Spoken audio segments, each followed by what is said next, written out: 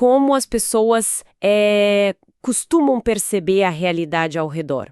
Uhum. Digo, no dia a dia mesmo. Será que, tudo que existe se resume, no fim das contas, a como a mente humana compreende o universo? É uma questão profunda. Ou será que existe algo muito, mas muito além, operando de forma totalmente independente, indomável e, por que não dizer, selvagem? Selvagem, com certeza. Que a humanidade esteja prestando atenção ou não. É com essa provocação de explodir a cabeça que começamos o nosso mergulho de hoje. E é um excelente ponto de partida porque temos pela frente. O material que vamos analisar é bem denso, Bastante. bastante ambicioso e desafia diretamente essa nossa intuição básica sobre como o mundo funciona. Sim. Estamos falando da tese de doutorado de 2021 de Otávio Souza e Rocha Dias Maciel, Um trabalho de muito fôlego. que tem o título de Primeiro Esboço de um Tratado de Metametafísica, Introdução ao Realismo Complexo.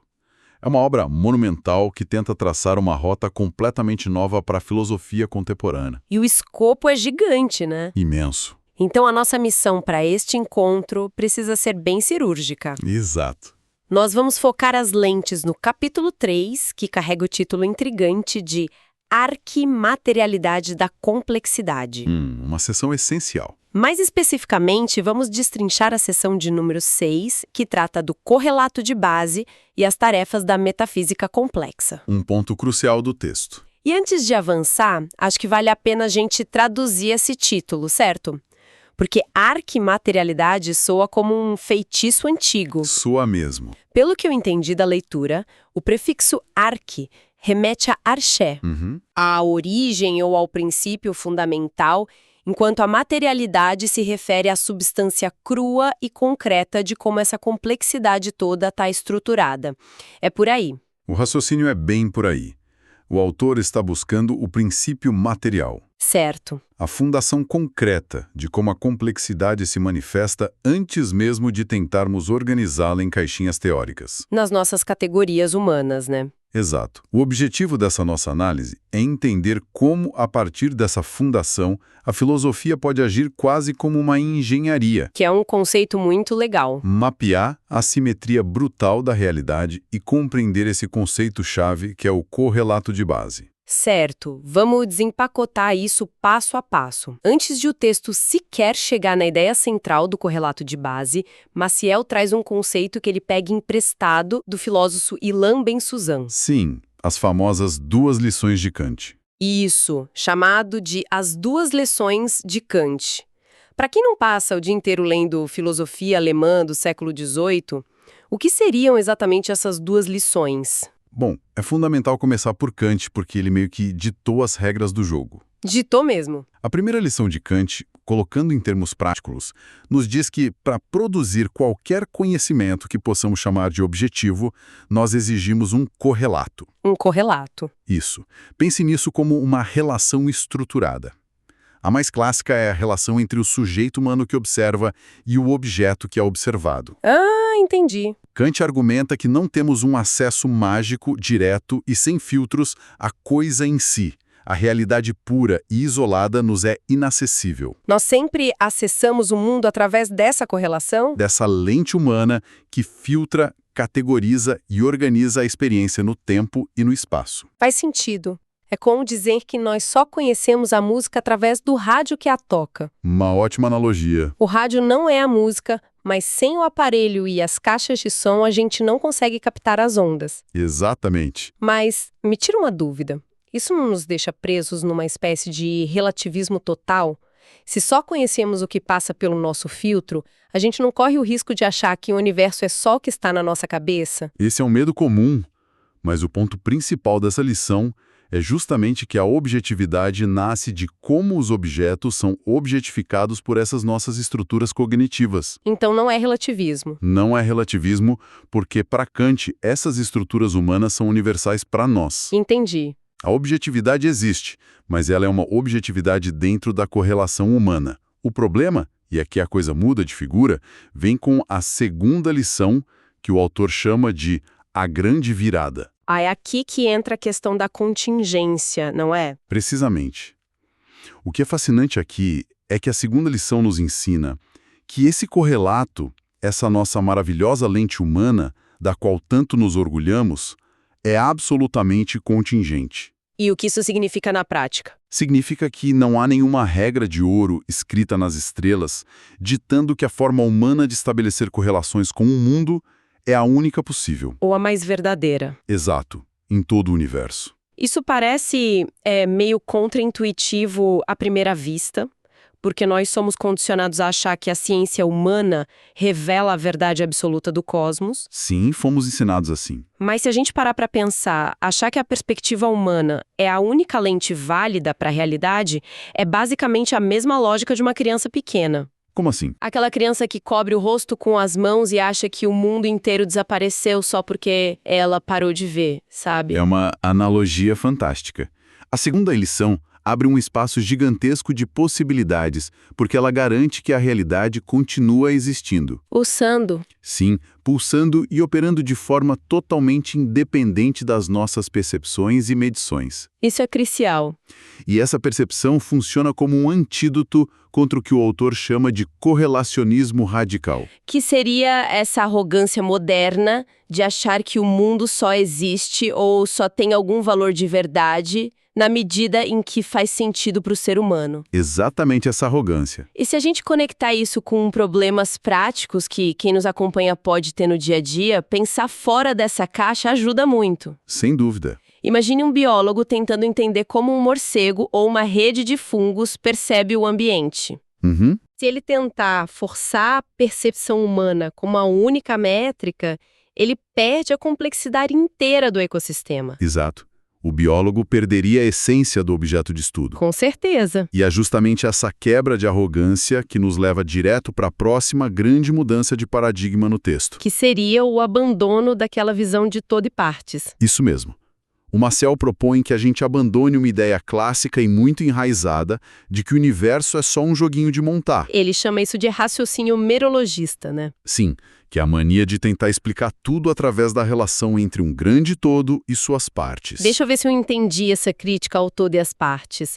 É como se a filosofia clássica tratasse o universo como um balde gigante de Lego. Boa imagem. A gente acha que se catalogar todas as pecinhas individuais, os átomos, as células, os indivíduos e entender como elas se encaixam, vamos finalmente compreender o grande todo. O balde inteiro. E o Maciel tá dizendo, tipo, joga o balde fora. Ele está dizendo que essa não deve ser a nossa premissa fundamental. Certo. Em vez de ficar tentando encaixar partes num todo pré-existente e muitas vezes imaginário, o ponto de partida da filosofia e da metametafísica deveria ser a diferença. A diferença? Sim, e é no abandono dessa busca obsessiva por um todo unificador que entra a figura central da nossa discussão, o correlato de base. E como a gente define esse correlato de base sem cair num academicismo impenetrável? Boa pergunta. Porque o texto deixa claro que não é só jogar um sujeito de um lado da sala e um objeto do outro, isolados no vácuo. Não podemos tratá-lo como entidades isoladas. O texto define o correlato de base como uma forma de agenciamento. Forma de agenciamento. Trocando em miúdos, ele é a estrutura que serve para modular de forma bastante objetiva quais são os limites da nossa racionalidade frente ao mundo. E dentro do próprio mundo também. Exatamente. Todo correlato de base é, em si mesmo, uma diferença. Ele é uma diferença que seleciona estímulos, que varia e que tenta estabilizar seu trânsito com o que está lá fora. Com o desconhecido. Isso. Tem uma analogia no texto que ajuda muito a visualizar isso. O autor diz que o correlato de base funciona como uma espécie de pista de decolagem. Sim, essa imagem é muito poderosa. Eu achei também, porque para fazer filosofia, para especular cientificamente ou para descrever a realidade complexa, nós precisamos de um chão. Um ponto de partida firme para alçar voo. Mas a grande sacada da segunda lição de Kant, que discutimos agora há pouco, é saber que a nossa pista de decolagem é apenas uma entre infinitas pistas possíveis. A analogia da pista de decolagem é muito precisa, porque ressalta que sem ela nós não saímos do lugar. Ficamos presos. Não conseguimos fazer o trabalho de abstração e imaginação teórica que a metametafísica exige. Nós precisamos desse ponto de apoio estruturado. Mas tem um risco aí, não tem? Sim, há um alerta seríssimo que o autor faz aqui, apoiado em pensadores contemporâneos como Quentin Milassou. Esse correlato, essa pista, precisa ser metodologicamente rigorosa. E o que acontece se não houver esse rigor? O avião cai? Pior do que isso. Se não houver rigor, caímos no precipício da metafísica da subjetividade. Que seria basicamente a ilusão reconfortante de achar que o mundo se resume apenas àquilo que nós acreditamos que ele seja. Uma câmara de eco da própria mente humana. Isso. Acreditar que a realidade é apenas uma extensão dos nossos desejos, da nossa linguagem ou das nossas percepções limitadas. Para blindar a teoria contra essa armadilha, o autor traz as ideias do sociólogo Niklas Luhmann. Sim, Luhmann tem um princípio sistêmico muito engenhoso. Qual seria? A realidade total de um sistema não pode ser compreendida apenas pela observação externa que fazemos dele. Certo. E também não pode ser compreendida apenas pela auto-observação do próprio sistema. Porque sempre vai ter um ponto cego, não é? Exatamente, ponto cego. Se eu olho para o sistema de fora, eu perco a dinâmica interna. Se eu sou o sistema olhando para mim mesma, eu não consigo ver o ambiente ao meu redor do mesmo jeito. Perfeito. Sempre tem uma complexidade que escapa, que vaza pelas bordas, e isso garante que sempre haverá espaço para outros correlatos operarem no mundo através das suas próprias diferenças. E é aí que a proposta do realismo complexo começa a ganhar contornos muito originais. Porque se nós temos múltiplas pistas de decolagem, múltiplos correlatos lidando com os pontos cegos uns dos outros. Sim. O Marcel não sugere que a gente coloque todos eles num ringue de boxe para lutar até a morte e ver qual é o único verdadeiro. Aqui é que a coisa fica realmente interessante. Fica mesmo. Ele propõe que o realismo complexo opere de forma literal, como uma engenharia filosófica. Essa ideia de engenharia muda completamente o tom de como se faz filosofia. Muda muito. A gente sai daquela imagem do pensador isolado na montanha e entra na imagem do engenheiro no laboratório. Ou até num ferro velho cheio de peças incríveis. O texto pede para imaginarmos um soquete metametafísico como se fosse um encaixe universal numa placa-mãe de computador. Uma imagem muito clara. A grande brincadeira investigativa passa a ser testar diferentes plugs nesse soquete. Isso. Mas me ajuda a tangibilizar isso. O autor menciona conectar um correlato de base kantiano, fichtiano, platonista ou harmoniano. Como um plug difere do outro na prática? Pense nesses plugs como sistemas operacionais diferentes que a gente instala para processar os dados do mundo. Tá. Se a gente conecta o plugin kantiano no soquete, nós vamos processar a realidade focando em como os fenômenos aparecem para a razão humana. Filtrados pelo tempo e espaço, Exato. o mundo se torna uma questão de limites do conhecimento. Mas e se tirarmos esse e plugarmos um correlato platonista? Aí a gente passa a procurar as formas ideais, essenciais e imutáveis por trás das coisas transitórias do mundo físico. Correto. E se usarmos um correlato fichtiano? O foco muda para a ação do sujeito, não é? Toda a ação do sujeito, o eu absoluto que, ao agir, impõe e define o não-eu, o mundo externo. Já um plug harmoniano, baseado no filósofo contemporâneo Graham Harman, tira o humano do centro completamente. Completamente. E foca nos objetos em si mesmos, argumentando que todos os objetos, sejam uma maçã ou um buraco negro, se retiram e escondem suas essências uns dos outros. Não apenas de nós. Exatamente. O que pega aqui é que cada um desses plugs, quando encaixado no soquete metametafísico, vai trazer limitações muito específicas. Nenhuma ferramenta serve para tudo ao mesmo tempo. Nenhum deles resolve o sistema inteiro. Mas, por outro lado, cada um vai permitir enxergar o que o texto chama de transinteligibilidades. Coisas que os outros plugs não conseguem acessar. Sim, e acho importante a gente definir esse termo. Pelo contexto, transinteligibilidade seria a capacidade de ver conexões e inteligibilidades que cruzam fronteiras. Isso. Coisas que fazem sentido num modelo cruzando para outro. É uma excelente forma de definir. As transinteligibilidades são essas passagens, esses fluxos de sentido que conseguem atravessar diferentes domínios e lógicas. Entendi. Sim. Quando a gente troca os correlatos de base, a gente consegue mapear essas pontes invisíveis na complexidade do mundo. Coisas que um modelo único e rígido bloquearia totalmente. Exatamente. Então, qual é a grande lição dessa engenharia filosófica para a nossa história do pensamento? É uma lição prática. O recado é que não precisamos jogar nada no lixo. Não precisamos cancelar autores do passado só porque o modelo deles não explica o átomo ou a internet. É um recado profundamente pragmático e respeitoso. Sim, Significa que os grandes pensadores do passado e do presente nos forneceram um amontoado imenso de ideias, matrizes, produtos e até sucatas teóricas. e o realismo complexo age perante esse acervo como um engenheiro inventivo. Exatamente. Ele pega esses diferentes correlatos modulares, essas ferramentas diversas, e as utiliza para observar a realidade de ângulos novos. Criando metodologias inéditas. O engenheiro não tem a pretensão de criar a teoria de tudo que vai devorar e invalidar todas as outras. Ele usa a ferramenta adequada para cruzar o hiato específico que ele tem na frente dele naquele momento. Perfeito. E aqui surge uma dúvida de ordem muito prática. Diga. Se a gente tem essa profusão de perspectivas, de engrenagens e de diferentes pistas de decolagem operando simultaneamente, como a gente lida com a relação entre tudo isso? É o desafio central. Para explicar essa dinâmica, o texto introduz um termo que achei vital, a metadiferença. Como ela atua no motor dessa engenharia complexa. Se conectarmos isso a um panorama maior, a metadiferença é a espinha dorsal metodológica do realismo complexo. Para operar no mundo real, não dá para ficar buscando uma identidade estática no fundo das coisas. Não dá para congelar a realidade. Exato.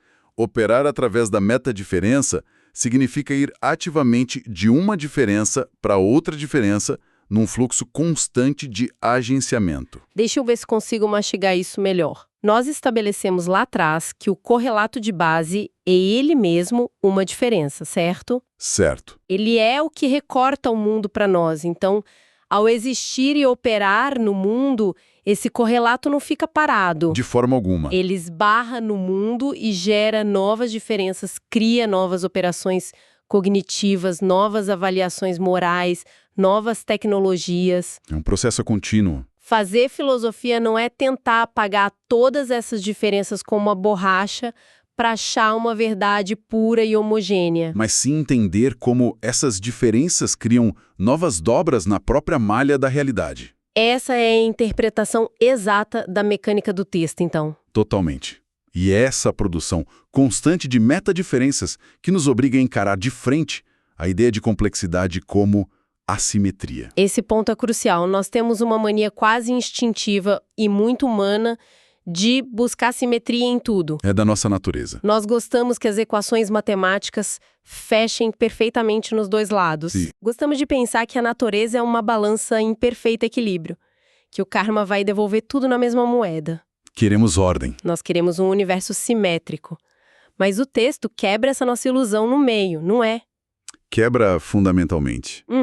No paradigma do realismo complexo, a realidade material não pressupõe e não deve nada em termos de simetria ou reciprocidade garantida. A simetria é a regra absoluta do jogo. Isso. Quando um sistema se relaciona com outro, não há garantia de devolução proporcional ou de equilíbrio harmonioso. Então, se por um acaso alguma harmonia cósmica, um ecossistema equilibrado ou uma simetria bonita acontece na biologia ou nas ideias humanas, Isso é pura contingência. um acidente feliz de percurso. Exato. Um arranjo temporário e não uma lei universal inquebrável. Uau. A realidade não é um espelho perfeitinho, liso, feito para refletir a razão humana.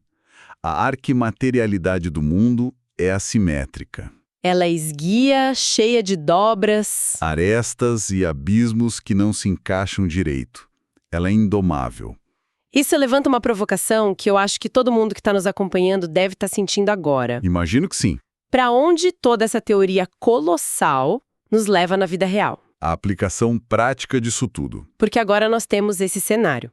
Múltiplas pistas de decolagem, uma necessidade de usar engenharia para montar ideias e uma realidade lá fora que é caótica, assimétrica e indiferente aos nossos anseios de simetria. É um cenário desafiador. Qual é o propósito prático de fazer todo esse esforço formidável de pensamento? O propósito final que o Maciel delineia é estabelecer com clareza quais são as verdadeiras tarefas da metafísica. E da filosofia diante desse mundo tão avassalador? E irremediavelmente complexo.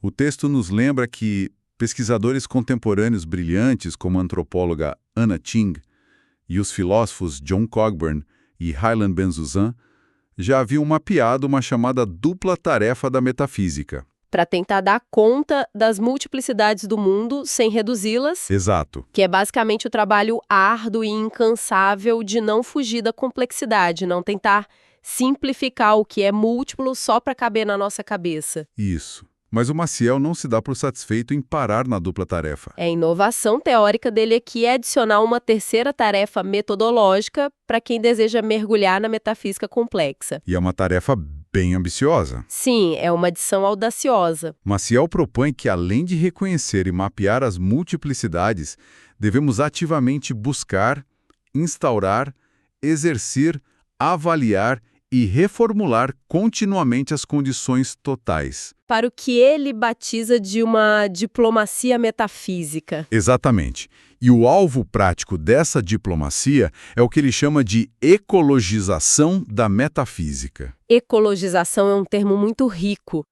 Traduzindo isso para cenários palpáveis, não se trata de criar o sistema filosófico supremo. Aquele que vai entrar num debate acadêmico de terno e gravata, destruir todos os argumentos adversários e reinar sozinho no topo da montanha. De jeito nenhum. A ecologização é agir muito mais como a natureza age. Sim. É sobre criar um território conceitual onde exista uma coexistência pacífica.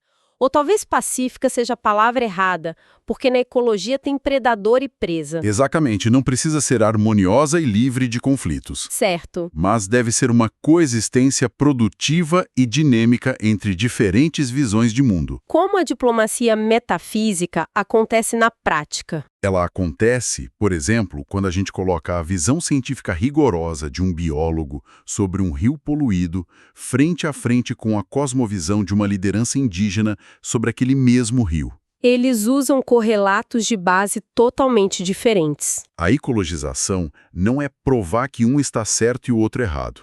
Mas criar uma diplomacia metodológica onde ambos os saberes coexistem e interagem para tratar da assimetria do problema. É uma nova lente para a objetividade, uma objetividade muito mais humilde. Ela respeita verdadeiramente a complexidade e a autonomia radical das coisas lá fora. Sem dúvida. No fim do dia, é aprender a conviver no meio da diferença sem sentir aquele comichão de querer aniquilá-la ou controlá-lo. É aceitar que o mundo é maior que o nosso soquete. E bota maior nisso. Isso levanta uma questão importante, algo que considero fundamental para deixarmos ressoando com quem prestou atenção até aqui. Uma provocação final. Exato. Nós batemos bastante na tecla da segunda lição de Kant hoje. Estabelecemos que o nosso modo estritamente humano de perceber e calcular o mundo é apenas um plugue contingente. Uma pecinha que nós inserimos no vasto soquete da realidade. E agora sabemos que essa realidade é impiedosamente assimétrica. Pensando nisso, faça um esforço de imaginação radical. Como seria o correlato de base de uma inteligência artificial genuína de próxima geração? Uau! Ou, indo para a natureza, qual é o correlato de base de uma imensa rede fúngica subterrânea que processa informações químicas e se comunica pela floresta há milênios? Nossa, tentar imaginar a pista de decolagem de um fungo altera a mente. Altera mesmo. Como esses sistemas, artificiais ou biológicos, engenham a filosofia, a tomada de decisão e as ações no mundo em que operam. É um universo inteiro à parte. E o mais fascinante, eles fazem isso de maneiras e por caminhos que talvez nós, meros humanos equipados apenas com a nossa racionalidade, nunca seremos capazes de compreender ou traduzir totalmente. É verdade. Contemplar a existência dessas inteligências alheias moldando a realidade ao lado da nossa é a verdadeira maravilha perturbadora que a arquimaterialidade da complexidade nos oferece para pensar. É isso, pessoal. Chegamos ao fim do capítulo 3 com esse conceito de arquimaterialidade da complexidade, intimamente conectado com o correlato de base das tarefas da metafísica. No próximo capítulo, Marcel vai elaborar como este método se constitui como uma peculiar teoria da história, rejeitando as teorias correlacionalistas da história como um grande todo que explica tudo como se lhes fossem a matéria. Para mais episódios, deixe seu like e se inscreva no Assemblagem para mais realismo complexo. Nos vemos lá.